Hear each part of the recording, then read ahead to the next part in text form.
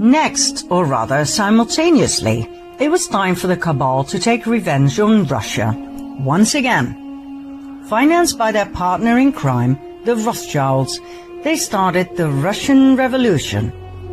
Their pawn and frontman, Lenin. His real name, Vladimir Ilyich Ulyanov. Every historian will agree on the fact that Lenin was heavily influenced by Karl Marx, the founder of communism. But Marx wasn't Russian, he was German. Lenin was Russian, but as he spent many years in exile in Finland, Switzerland, England and Germany, he had become almost a stranger to Russia at the time the first part of the Russian Revolution broke out in February 1917.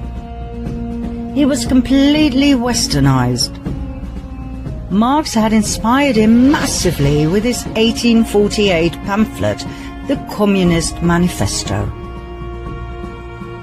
Lenin wasn't just inspired by Marxist communism, but also by his Jesuit background. Marx was trained in Germany at a Jesuit school, and after that he was tutored by Jesuits in the British Museum on the tenets of communism, as confirmed by ex-Jesuit priest Alberto Rivera. Another source of Marx being a Jesuit coadjutor, an assistant bishop, is Otto von Bismarck, who wrote in the North German Gazette that Marx was under control of the Jesuit priest Peter Becks, then Superior General of the Society of Jesus. And there was more Jesuit influence on Lenin. His right-hand man, Felix Dzerzhinsky, who was the head of the Soviet secret police, was a great admirer of the Jesuits. Furthermore, Lenin formally readmitted the Jesuits into Russia in 1922, which is rather strange, as religion was prohibited at that time within communism. But then again, was it strange? The origin of communism lies in the Jesuit ideology, as confirmed by many historians. The Jesuits in the 17th and 18th centuries perfected the first system of communist governance in their reductions in Paraguay. In the New Advent Catholic Encyclopedia, it reads on the conditions of property. The economic basis was a sort of communism. The land and all that stood upon it was the property of the community. The land was apportioned among the caciques, who allotted it to the families under them. Agricultural instruments and cattle were loaned from the common supply. No one was permitted to sell his plot of land or his house. Very communist indeed. We will see later on in this documentary that even the term social justice was invented by the Jesuits. The first man to name it and write about it was the Jesuit Luigi Tabarelli d'Azeglio. Lenin was a Jesuit puppet who was pushed forward by the cabal to destabilize and destroy the country. He hated Russia and the Russians. Some of his most famous quotes are, "I spit on Russia. While the state exists, there can be no freedom.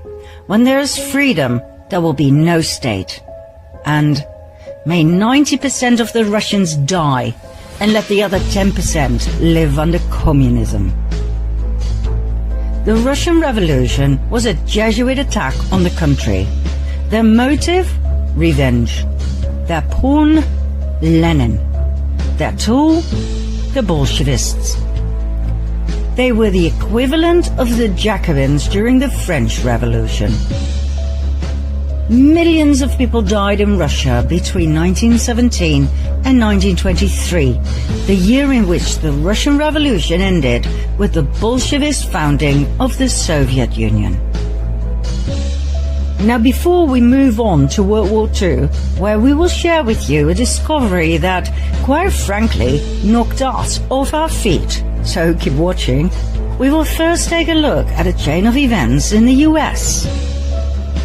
Maybe you remember from part 2 of the previous series that in 1913 the US Federal Reserve Bank was founded, the mother of all banks, owned by several cabal families, among which the Rothschilds? Remember what happened to the three wealthiest and most influential opponents of the Fed? They conveniently died when the Titanic sank.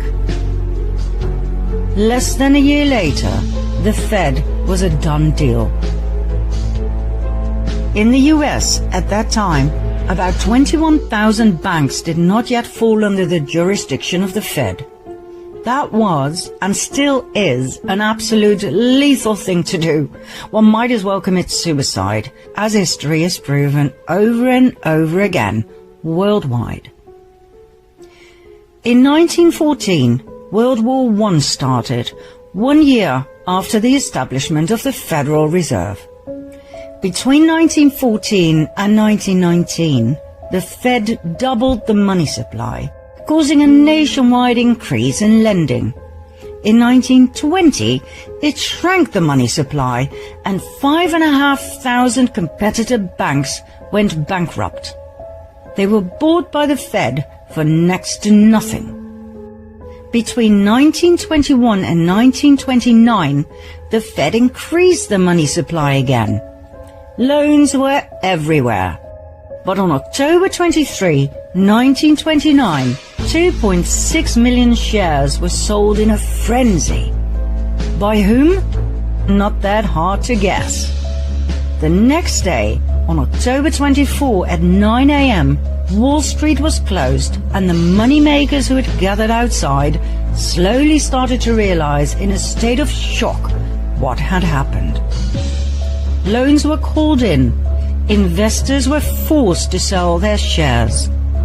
This event became known in history as the Wall Street crash.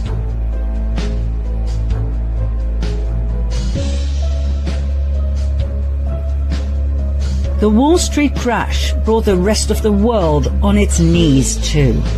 16,000 competitive non-Fed banks went bankrupt. They too were bought for next to nothing. It was called the greatest robbery in history. But it wasn't enough. The Fed reduced the money supply even further by 30%, causing starvation throughout the US.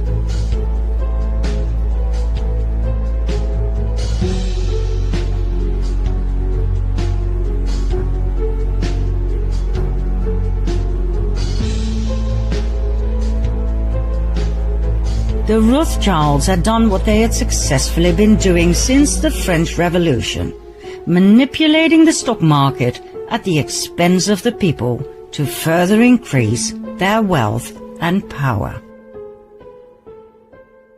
Congressman McFadden was so horrified he began impeachment proceedings against the bankers who owned the Federal Reserve. Like I said, he might as well have committed suicide straight away. He was poisoned at a banquet, and the impeachment was abandoned. One simply does not get in the way of the Khazarian cabal. 4 years after the Wall Street crash in 1933, on the pretext of getting out of the Depression, the banks persuaded the government to carry out a national gold seizure on penalty of imprisonment for 10 years. That's right. Under pressure of the Fed, President Roosevelt signed Executive Order 6102 to make the impoverished American people give up their gold.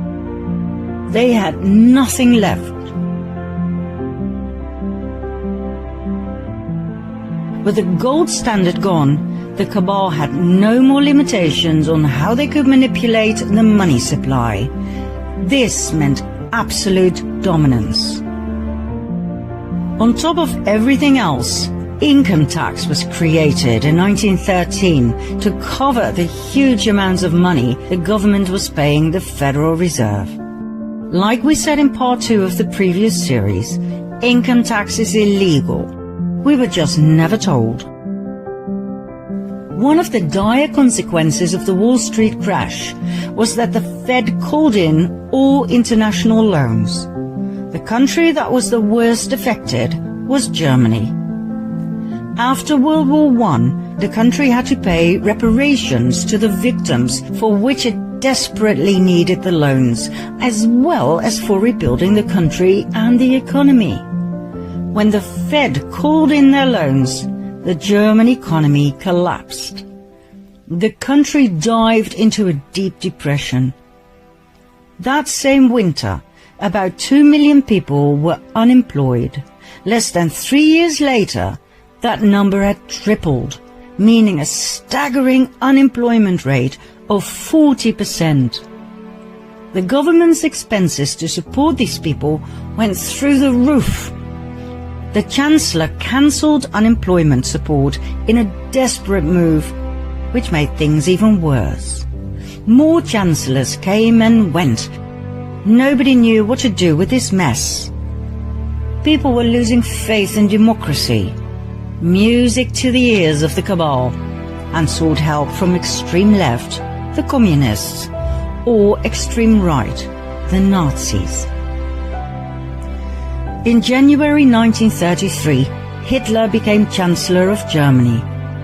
Although he had a majority of seats in Parliament, he did not have the absolute power he desired. Conveniently, only 4 weeks later, the Reichstag, home of the German Parliament in Berlin, was set on fire, allegedly by communists. Hitler used the event to persuade President Hindenburg to pass an emergency act restricting personal liberty. The act abolished freedom of speech, assembly, privacy, and the press. It abolished the right to own property and the right to trial before imprisonment. It legalized phone tapping and interception of correspondence. The decree was used as the legal basis for the imprisonment of anyone considered to be opponents of the Nazis. People could be imprisoned for any or no reason. That night, around 4,000 people were arrested, imprisoned, and tortured by the SA. Hitler was now able to imprison communist leaders, so his main opponent during the elections, the Communist Party, fell apart. Hitler's SA intimidated the rest of the opposition, after which he pushed through the Enabling Act that enabled him to make laws without the parliament's consent for the next 4 years. This gave Hitler absolute power. He then banned all political parties. Only the Nazi Party was allowed to exist. The final obstruction to absolute dictatorship was dealt with on June 30, 1934, called the Night of the Long Knives, when 400 SA members who were making demands were slaughtered by Hitler's SS. 1.5 months later, Hitler was in absolute control of Germany. He had become the Führer, meaning he was president, chancellor, and head of the army. Members of the armed forces had to swear a personal oath of allegiance, not to Germany, but to Hitler, which is so Jesuit. Remember the oath of absolute subservience and obedience to the Supreme General? Who was Hitler, really? Hitler came from an interesting family. His mother was Clara Pölzl. His father was Alois Hitler. Alois's mother is where things get really interesting. Her name was Maria Anna Schiggelgruber. She was a simple peasant girl from a village called Stronens near Dollersheim. At the age of 42, still being single, she gave birth to Alois. At the time she conceived, September 1846, Maria lived in Vienna, where she worked as a servant for none other than Anselm Salomon von Rothschild. As soon as the family discovered her pregnancy, she was sent back home, where Alois was born. Maria refused to tell who the father was. It must have been someone with power, for she kept it a secret for the rest of her life, and the father did not feel the need to marry her. When Alois was 5 years of age, Maria married Johann Georg Hitler. Even though many researchers believe he must have been Alois's biological father, he never acknowledged the boy as his own. It wasn't until Alois was 40 years old when he suddenly changed his surname from Schicklgruber to Hitler. Why wait so long if he was truly Hitler's son? That doesn't make sense at all. Alois married Clara Pölsel. It was his third marriage. They had 6 children, 4 of which died at a very young age. The only 2 surviving children were Adolf and his sister Paula. Nobody knows for sure who the biological father of Alois Hitler was. Several names have come forward: Leopold Frankenberger, Johann Nepomuk Hitler, Johann Georg Hitler's brother. But we found no real evidence for any of the above. They all seem to have been used as a decoy to take our attention away from Anselm Salomon von Rothschild. So, why do we believe it was Rothschild who impregnated Maria? Because of several indicators. First of all, 9 months before Alois's birth takes us to September 1836. According to the Rothschild archives in London, Maria worked as a maid for Anselm Salomon von Rothschild. Now there are 2 possible suspects of the rape of Maria. One, Anselm, who was 33 years old at the time. 2, his father, Salomon Meyer von Rothschild, who was 72 at that time. Now the Rothschild archives contain handwritten correspondence between the son, Anselm, and the London Rothschild Bank, which proves he was in Vienna at the time of the conceived pregnancy. His father, on the other hand, was in Paris. That narrows it down, don't you think? Secondly, in 1876, when Alois was 40 years old, he suddenly inherited a large sum of money. From whom? There wasn't any money in the family. Anselm Salomon von Rothschild died a year and a half prior, the time needed to pass an estate through the probate court. It was the same time Alois suddenly changed his name to Hitler, remember? Was that just a coincidence, or was it a demand by the Rothschilds in order to receive the inheritance, so that he would not be traced back to the Rothschild bloodline? Now please bear in mind that officially the Rothschilds were Jewish. They were the Babylonian Khazars who converted to the Jewish faith under pressure of the Russian king. Call them fake Jews if you like, but to the outside world, Adolf Hitler's father was half Jewish. If this ever came to light, it would be one hell of a scandal. And so, all traces of the Führer Adolf Hitler leading to the Rothschilds had to be erased. In 1921, the Munich Post intercepted a pamphlet that circulated among the early members of Hitler's Nazi party, the NSDAP. The pamphlet's title was Adolf Hitler, Traitor. It dealt with the alleged Jewish blood in Hitler's veins. It accused Hitler of fronting for Jewish finances and for acting like a Jew himself. The Munich Post decided to publish the pamphlet.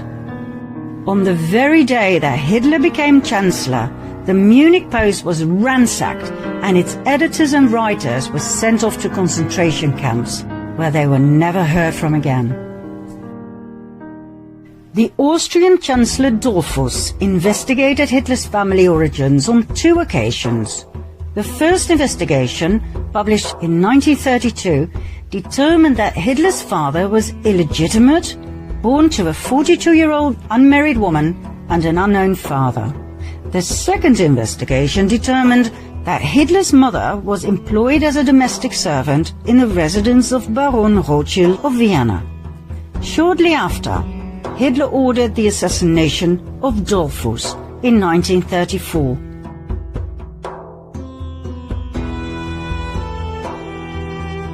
Adolf Hitler once told his nephew, William Patrick Hitler, "These people must not know who I am. You must not know where I come from and which family I'm from." In an effort to erase any evidence that would lead Hitler back to the Rothschilds, not only were people murdered, but the entire village of Dollersheim, where Hitler's grandmother had come from, was completely destroyed on Hitler's orders. Adolf Hitler, the Führer, did not come out of nowhere. We believe he was a Rothschild, maybe an illegitimate one, but still. We saw in the previous series, in part 5, how the illegitimate James Alefantis Rothschild was pushed forward by the family to play a very important part in the US elite and their Pizzagate. Well, Adolf Hitler too was pushed forward the same way to influence the outcome of yet another cabal war. Hitler was a great admirer of the founder of the Jesuits, Ignatius of Loyola. He said, "I learned much from the order of the Jesuits. Until now, there has never been anything more grandiose on the earth than the hierarchical organization of the Catholic Church. I transferred much of this organization into my own party." Hitler called Heinrich Himmler, the inventor and organizer of the Holocaust, the Reichsführer of the SS, and compared him to Ignatius of Loyola.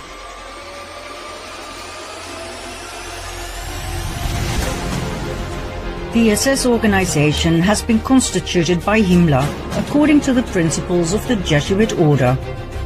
The regulations and the spiritual exercises prescribed by Ignatius of Loyola were the model Himmler tried to copy exactly.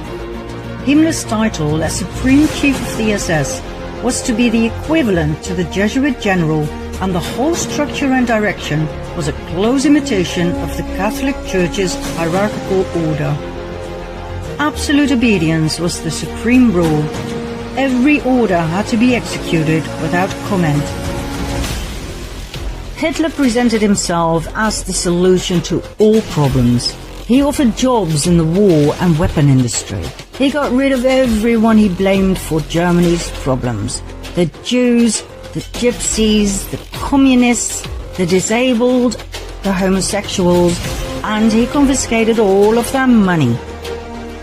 Hitler was supported by a highly efficient propaganda machine led by SSer Joseph Goebbels, who brainwashed the German people into believing that Hitler was some sort of a messiah and that the Jews were the cause of all evil. Well, we all know what happened. 85 million people died in World War II.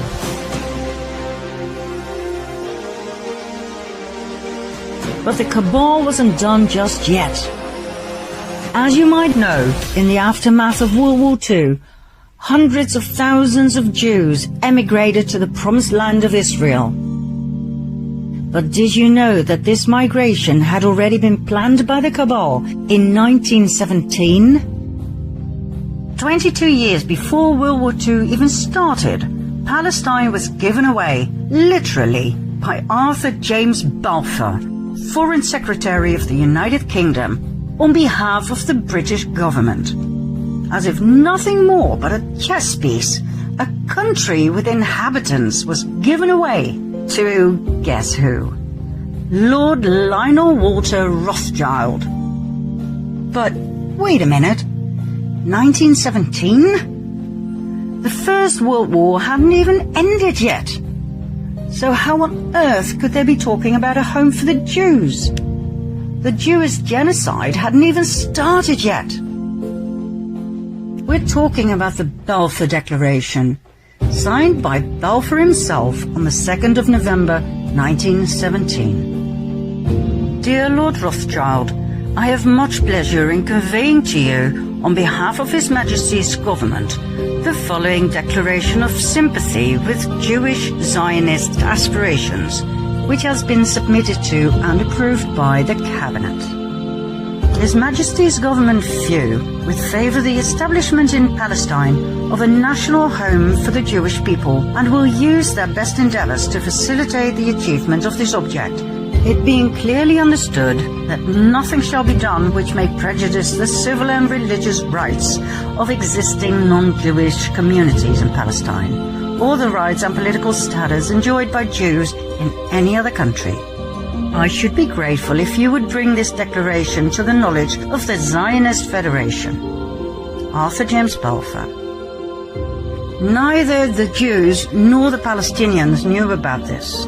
It was yet another brilliant move of nothing but chess pieces by the cabal.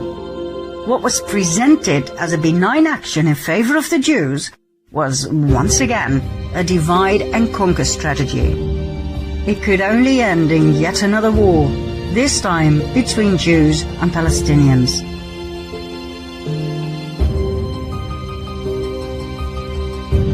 The Jewish people were willingly and knowingly murdered 22 years after the Balfour Declaration was signed. Why? Because the Rothschilds and the other cabal families had but one focus: Jerusalem. It's not by chance that so many family members have Solomon in their name. The Temple of Solomon, Temple Mount, and therefore the land of Israel was their main priority. We will soon tell you why and expose their deepest and darkest secret. For now, millions of Jewish people were sacrificed in order to get there. There were many more wars to follow, like the Vietnam War, the Cold War. All were instigated and financed on both sides by the cabal. That's how people across the world were kept in fear, paralyzed and poor, divided and subservient. Once you understand and see their strategy, you cannot unsee it. But the worst was yet to come, for times were changing and the cabal adapted their strategy as time went along. Key words in their everlasting plan to conquer the world: hatred, revenge, disdain. These three words were perfectly combined in one document, the Protocols of the Learned Elders of Zion,